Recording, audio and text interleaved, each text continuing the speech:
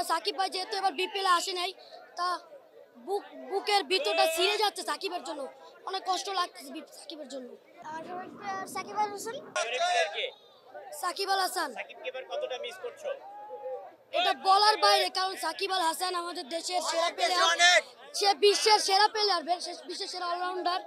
তা সাকিব ভাই যেহেতু এবার বিপিএলে আসে নাই, তা বুকের ভিতরটা ছিঁড়ে যাচ্ছে সাকিবের জন্য, অনেক কষ্ট লাগতেছে সাকিবের জন্য।